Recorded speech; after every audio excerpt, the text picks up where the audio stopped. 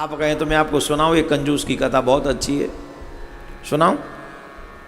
और ये ऐसी कंजूस है कि कुछ पूछो ही नहीं। एक बुढ़िया माँ भयंकर कंजूस। एक गांव में एक बुढ़िया माँ रहती थी, बड़ी तगड़ी कंजूस, लेकिन एक अच्छाई थी उसमें। ओम नमः शिवाय, ओम नमः शिवाय, ओम नमः शिवाय, ओम नमः शिवाय, ओम नमः शिवाय, ओम नमः शिवाय, ओम नमः शिवाय, बोलो ओम नमः शिवाय। उसमें एक अच्छी बात थी, वो भगवान शिव का नाम बार बार उच्चारण करती रहती थी, बार बार उच्चारण करती रहती थी। लेकिन जब भी उसके कोई द्वार पे आता, उसे कुछ भिक्षा मांगता, तो वो ये कह देती, चले जाओ, तुम्हें और कोई घर नहीं दिखता है क्या? और कहीं जाके मांगो, वहां मिल जाएगा। मेरे घर में आ जा, तो मैं तो शिव की परम भक्त हूं, मेरा तो कल्याण ही होगा, मैं किसी को कुछ देने वाले नहीं, जाओ जाओ जाओ। कोई आ जाए, संत आ जाए, महात्मा आ जाए, कोई आ जाए, पर किसी को कुछ नहीं देती थी। कहने का मतलब है किसी की अच्छाई के चर्चे थे तो बुढ़िया माँ की कंजूसी के चर्चे थे पूरे गांव में। और गांव में ही नहीं, कंजूसी के चर्चे ऊपर तक थे, शिवलोक तक थे इस बुढ़िया माँ के। क्यों, नाम तो लेती थी शिव जी का, तो चर्चे बड़े हाई फाई थे, ऊपर तक, देवलोक तक, शिवलोक तक। बाबा भोलेनाथ तक भी आवाज गई कि बड़ी तगड़ी कंजूस है, किसी को कुछ नहीं देती है। तो बाबा ने सोचा चलो कुछ प्लान करते हैं, हम भी चलते हैं, क्या पता हमें देख के दे दे। तो बाबा इस बुढ़िया माँ के पास में एक भिक्षुक का रूप बना कर आए, भूले बाबा, भूत बावन। तो एक भिक्षुक का रूप बनाकर जब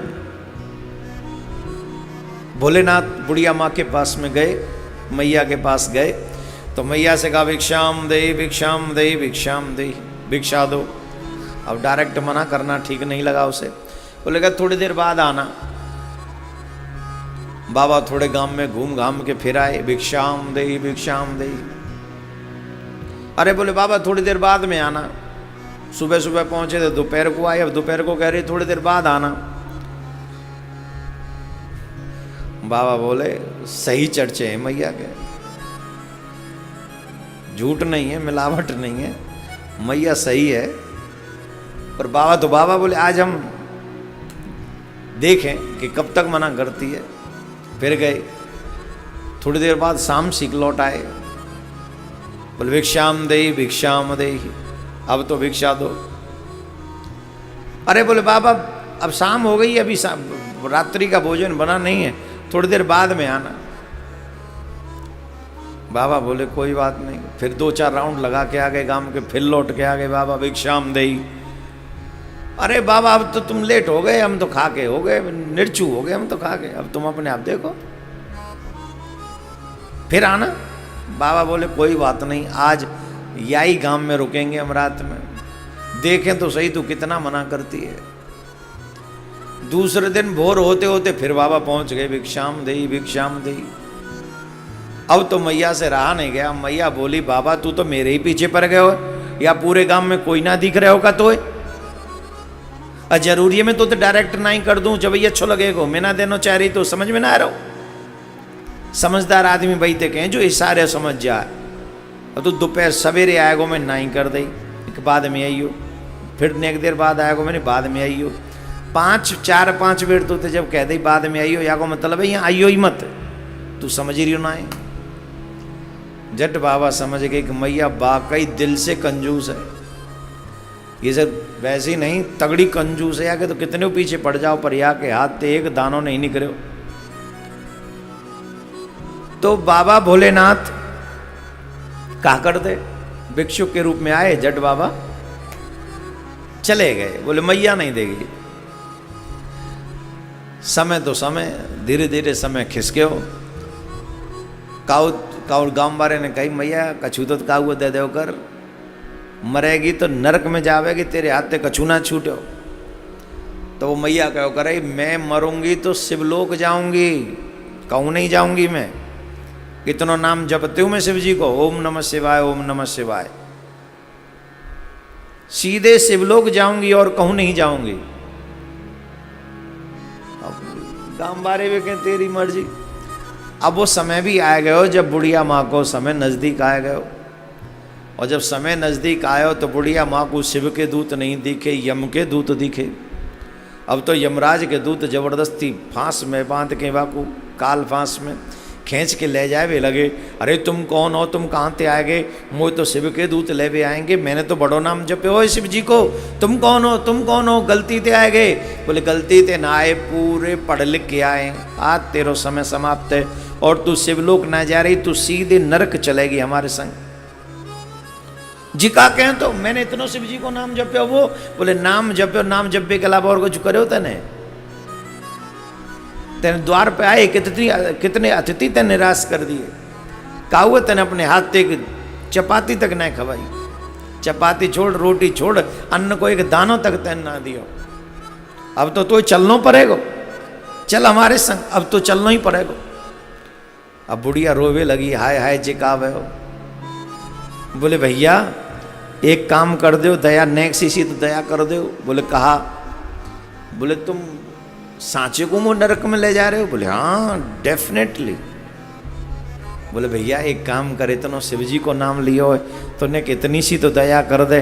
बोले कितनी? बोले इतनी सी दया कर दे कि कम से कम ज़्यादा ना आए तो शिव जी के सामने तो ले चल लें, चाहे फिर नरक में ले चली हूँ। बाद में तो हम नरक में जाएंगे ही जाएंगे, पर एक काम कर दे, ने कष्ट पाले कि हमें तू नेक्स्ट शिव जी के सामने तक ले चल। हाँ बोले ठीक है।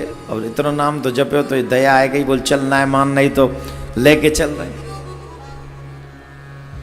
शिव जी के सामने ले जाके बुढ़िया अम्मा को खड़ो कर दियो। बोले ले कर ले शिव जी के दर्शन। और माँ शिव जी विराजमान, कर्पूर गौरम करुणावतारम संसार सारम भुजगेंद्रहारम सदा वसंतम हृदयारविंदे भवम भवानी सहितम नमामि। भवम भवानी सहितम नमामि। मैया ने बाबा को दर्शन कियो। मैया के नेत्रन में आंसू आ गए, और जब आंसू आ गए तो मैया पूछने लगी, बाबा मैं नरक में जाऊंगी? शंकर भगवान बोले हाँ मैया तुझे नरक में ही जाना पड़ेगा। झट रो पड़ी, अरे बाबा मैंने तो तुम्हारो इतना नाम लियो, तुम मुझे नरक में भेजोगे? बोले हाँ हाँ बिल्कुल नरक में ही जाना पड़ेगा। अरे मैया नाम जपो तो नाम जपवे वाले जीव को इतना तो कार्य होना चाहिए कि वो धर्म को आचरण करे।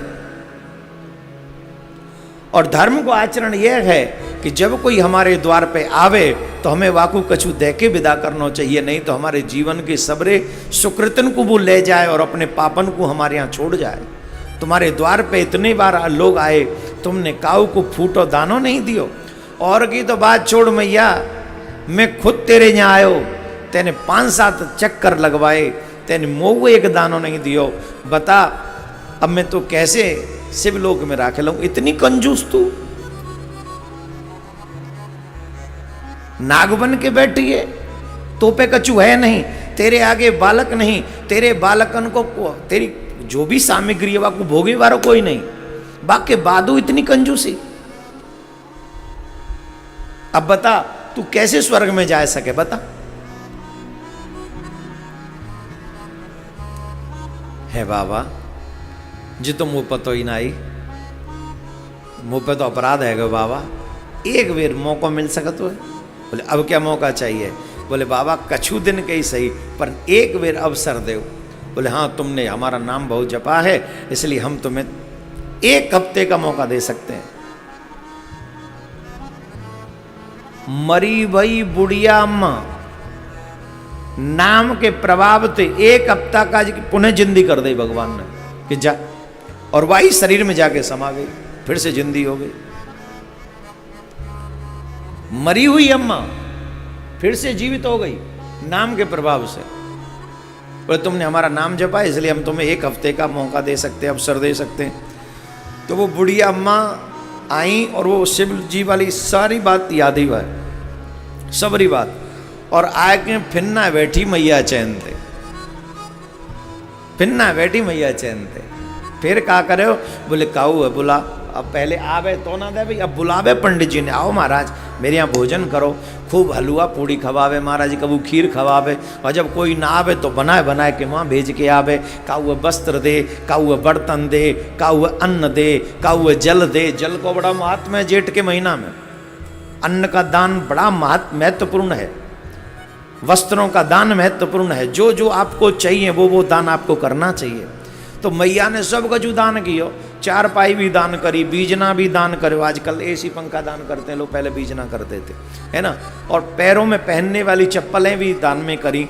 जो जो वस्तु आवश्यकता होती है मैया ने 7 दिन चैन ते नहीं बैठी, रात में भी व्यवस्था करे तो सवेरे भोजन भंडारे करवावे, तीर्थ में गई 1-2 दिन तीर्थ में जाके भंडारे करवाए, खूब द्रव्य दक्षिणा बांटी, और 7वें दिन ओम नमः शिवाय, ओम नमः शिवाय यूँ कहती कहती मर गई, और जट शिवलोक में पहुंची, और शिवलोक में पहुंची और बाबा के सामने जाके ठाड़ी है गई। बोले बताओ बाबा अब का कहोगे, अब वो नरक में भेजोगे का? बोले ना मैया, तेने पिछलो पूरो जीवन को प्रयोग उतनो अच्छो नहीं कियो जितनो तेने ये आखिरी को 1 सप्ताह को प्रयोग कियो है। अब यह आखिरी के 1 सप्ताह के कारण तू हमेशा मेरे शिवलोक में ही वास करेगी। बोलो राधे राधे। नमः पार्वती पदे हर हर महादेव हर